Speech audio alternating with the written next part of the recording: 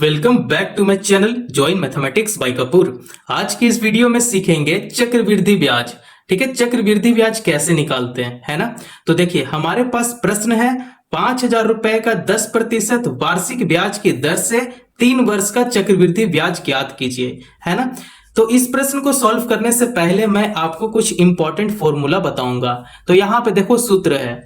तो पहला सूत्र है, ये जो ए है इसको क्या बोलेंगे, अमाउंट बोलेंगे। ठीक है, तो पहला सूत्र है ए बराबर पी कोष्टक में ए प्लस आर बट्टे में 100 पावर एन है। ठीक है, बहुत सारे बुक में यहाँ पे पावर टी भी दिया हुआ रहता है ना। तो आइए पहले इसको हम लोग समझेंगे। ए फोर क्या होता है, अमाउंट होता है, जिसको हिंदी में क्या बोलते हैं, मिश्रधन बोलते हैं। पी फोर होता है प्रिंसिपल, जिसको हिंदी में क्या बोलते हैं, मूलधन बोलते हैं, है ना। आर फोर होता है दर। ठीक है, इसको इंग्लिश में क्या बोलेंगे, रेट बोलेंगे, है ना। अब यहाँ पे देखो पावर एन भी है और पावर टी भी है, इसको क्या बोलेंगे, समय बोलेंगे, है ना।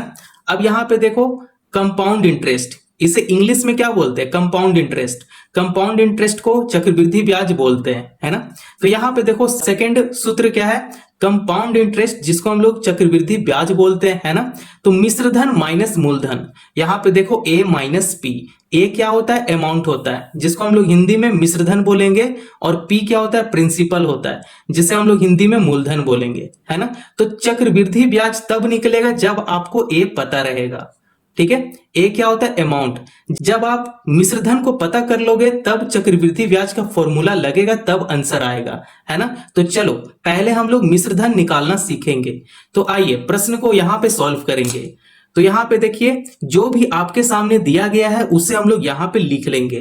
ठीक है, ये क्या है, प्रिंसिपल है, तो ये प्रिंसिपल दिया गया है, रेट दिया गया है और टाइम दिया गया है ना। तो इन तीनों को हम लोग यहाँ पे लिख लेंगे।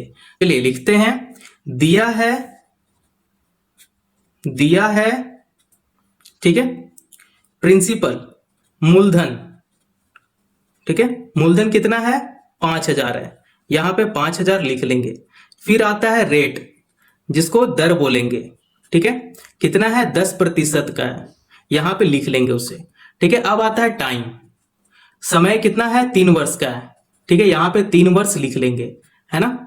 अब चलो ये तीनों को लिख लिए, है ना।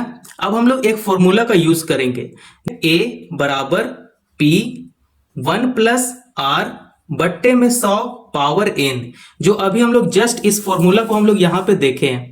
देखो पहला सूत्र को हम लोग यहाँ पे यूज कर रहे हैं। ठीक है, तो चलिए पहला सूत्र को लगाना सीखेंगे और हम लोग इससे क्या निकालेंगे, मिश्रधन निकालना सीखेंगे। ठीक है, अमाउंट पता करेंगे। तो यहाँ पे ए लिखेंगे बराबर पी का जगह पे आपको पुट करना है वैल्यू को, 5,000 दिया गया है, यहां पे 5,000 लिख लेंगे।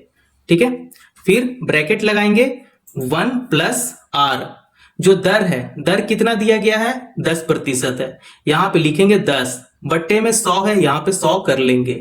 पावर देखो पावर एन है, तो समय कितना का दिया गया है, 3 वर्ष का है, यहां पे 3 लिख लेंगे। ठीक है, ए बराबर 5,000, फिर यहां पे देखो 10 बट्टे में 100 है, यहां पे लिखता हूं 10 बट्टे में 100। अब ये जीरो से ये जीरो कैंसिल हो गया, तो ये क्या आया, 1 बट्टे में 10, तो इसे हम लोग यहां पे लिख लेंगे 1 बट्टे में 10।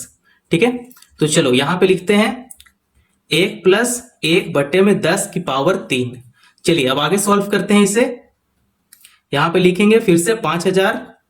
अब ये देखो 1 बट्टे में 10 है, ये दोनों को क्या करेंगे, मल्टीप्लाई करेंगे तो ये हो जाएगा 10 मल्टीप्लाई 1, 10 1 जा 10, 10 प्लस 1 करेंगे तो ये हो जाएगा 11।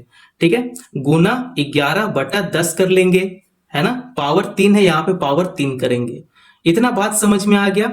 आगे सॉल्व करें तो यहाँ पे देखो 11 बटे 10 को 3 बार लिखेंगे, ये जो पावर में 3 है ना, इसे 3 बार लिखेंगे।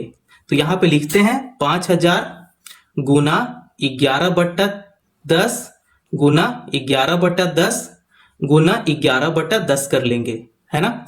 अब ये देखो ये 3 जीरो को कैंसिल करेंगे, यहां से 3 जीरो कैंसिल करेंगे। ठीक है, अब आपके पास जो भी बचा है उसे हम लोग यहां पे लिख लेंगे। यहां पे लिखते हैं, क्या बचकर आया, 5 गुना 11 गुना 11 गुना 11। ठीक है, अब इसे मल्टीप्लाई करते हैं, तो मल्टीप्लाई करेंगे तो आपके पास आ जाएगा 6,655 आ जाएगा। ठीक है, 6,655। और ये जो आया है ये क्या है, ये मिश्रधन है। ठीक है, अभी आपको मिश्रधन पता चला है, मिश्रधन। अब इसी का हेल्प से आप कंपाउंड इंटरेस्ट निकालोगे, चक्रवृद्धि ब्याज निकालोगे। तो पहले आपको मिश्रधन निकालना पड़ेगा। ठीक है, तो यहां पे देखो एक फॉर्मूला का यूज मैं यहां पे करता हूं चक्रवृद्धि ब्याज लगाने के लिए। सेकंड फॉर्मूला को यहां पे देखो। ठीक है, यहां पे देखो compound interest equal to A minus P, मिश्रधन माइनस मूलधन करेंगे।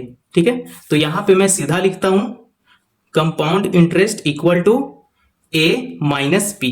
ठीक है, तो ए का वैल्यू हमारे पास आ चुका है, कितना है 6,655। यहां पे मैं लिखता हूं 6,655 माइनस पी। पी फोर क्या होता है, प्रिंसिपल होता है, मूलधन होता है। तो मूलधन दिया गया है कितना है, 5,000 है ना। यहां पे देखो 5,000, तो इसमें से 6,655 में से 5,000 को घटा देंगे। ठीक है, जब ये दोनों को घटाएंगे तो आपके पास जो आंसर आएगा वो आएगा 1,655 रुपया आ जाएगा। ठीक है, और ये क्या है, ये है चक्रवृद्धि ब्याज। अभी हम लोग चक्रवृद्धि ब्याज निकाल लिए है ना। आप इस प्रकार से बहुत ही आसान तरीके से आप चक्रवृद्धि ब्याज का प्रश्न को सॉल्व कर सकते हो। ठीक है, यहां पे देखो सारे स्टेप को यहां पे देख लो। ठीक है, देखो प्रश्न को देखो, 5,000 का 10% वार्षिक ब्याज की दर से 3 वर्ष का चक्रवृद्धि ब्याज जो आया है, कितना आया है, 1,655 आया है। ठीक है, आप इस प्रकार से बहुत ही सरल तरीके से आप सॉल्व कर सकते हो। तो यहां पे देखो आपको 2 फॉर्मूला यूज करने होते हैं, एक है मिश्रधन का फॉर्मूला और एक है यहां पे देखो चक्रवृद्धि ब्याज का फॉर्मूला। 2 फॉर्मूला को आप याद कर लो, क्योंकि ये 2 फॉर्मूला से ही चक्रवृद्धि ब्याज निकालते हैं, है ना। वीडियो पसंद आया हो तो चैनल को जरूर सब्सक्राइब करो, दोस्तों पड़ोसियों को भी शेयर करो। धन्यवाद।